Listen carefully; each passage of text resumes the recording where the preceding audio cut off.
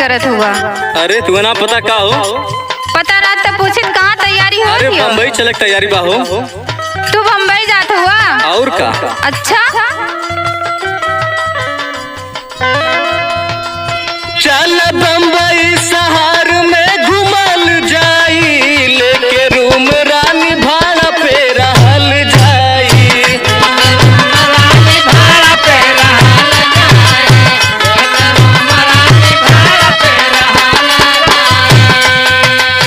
आई अपन घर तो के काटा था जात हुआ रूम के भाड़ा पे रहा है। अरे चला ना, बम्बई शहर बहुत बढ़िया शहर बा। आई सुना, हम अपन गांव छोड़ के बम्बई उम्बई ना जाए जी। हमार बात सुना। सुनावा। हम ना बम्बई शहरिया चला बर जाऊ, भले चौका बर्तन घर ही करह बर जाऊ।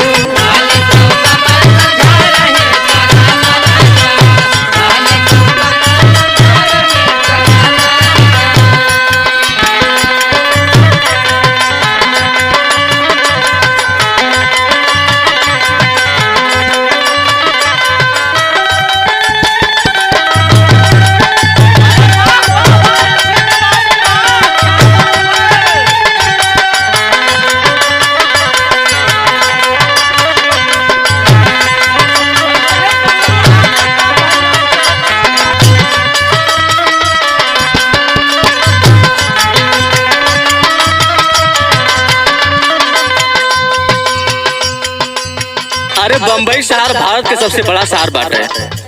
चाहे वो कितनो बड़ा शहर हो, हम अपन आजमगढ़ शहर छोड़ के कहीं ना जाए। बम्बई के बारे में सुना पहले। बतावा। बतिया के माना रानी कर तू यकीन हो।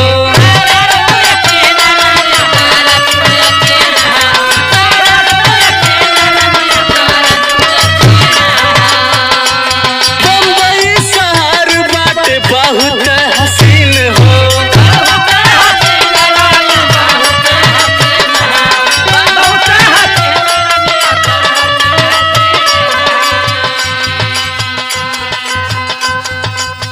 जूहू चौपाटी के शायर करल जाई, लेके रूम रानी भाड़ा पे रहल जाई।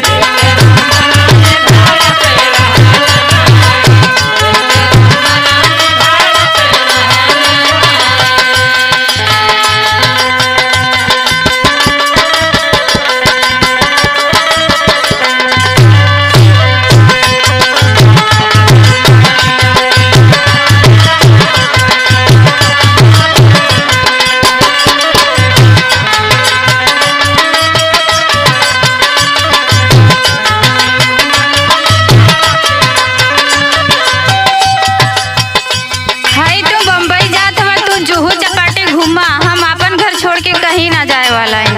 अच्छा। जवान सुकून हमके अपने घर में मिली, वो बम्बई शहर में कबो ना मिली। अरे एक बार चल के देखा तो। सुना हमार बात, हम जाए वाला ना है। अच्छा ठीक, सुनावा। घर ही करह सास ससुर का सेवा।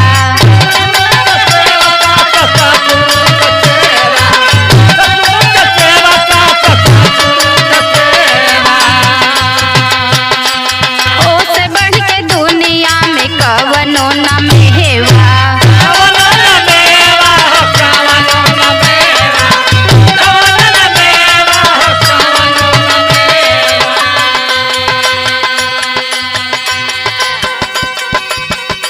हमार बात सुना, मिलजुल के घरे रहा, बम्बई उम्बई जाल छोड़ा।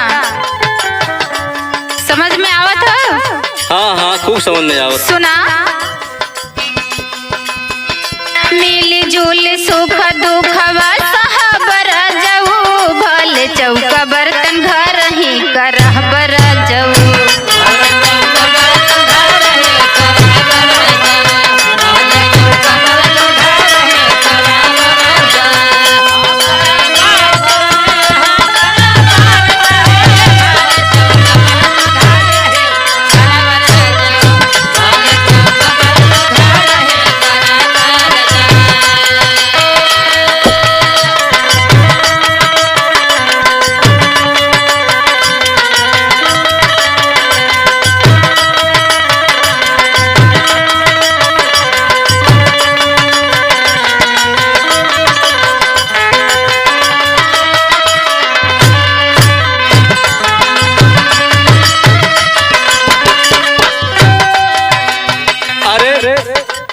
मेहरारू तो कहा नहीं अपने पति से खम्बरे चला बम्बई घुमा दा, दिल्ली घुमा दा, तू कैसन मेहरारू बाड़ू हो?